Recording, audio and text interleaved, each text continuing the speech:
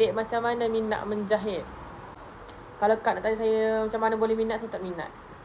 Saya cuma buat, terpaksa buat. Sampai hari ni pun saya belum rasa betul-betul minat lah.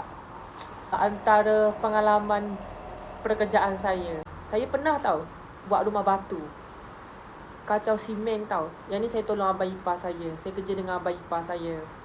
Sebab abang ipar saya ni kontraktor.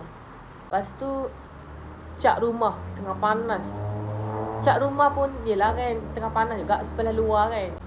Cat pintu pagar rumah. Lepas tu satu kerja lagi, saya pernah kerja tau, cleaner dalam kapal terbang. Sebelum saya duduk kat sini, saya pernah dulu kerja kilang. Kerja kilang dekat Penang. Kilang buat baju jugalah. Itu antara pengalaman lah, pengalaman pekerjaan saya. Semua tak best.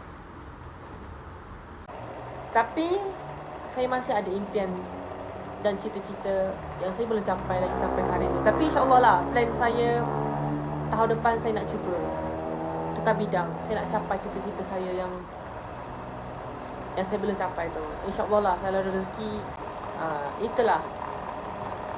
So kalau Kak tanya saya minat macam mana, saya tak minat. Saya buat je.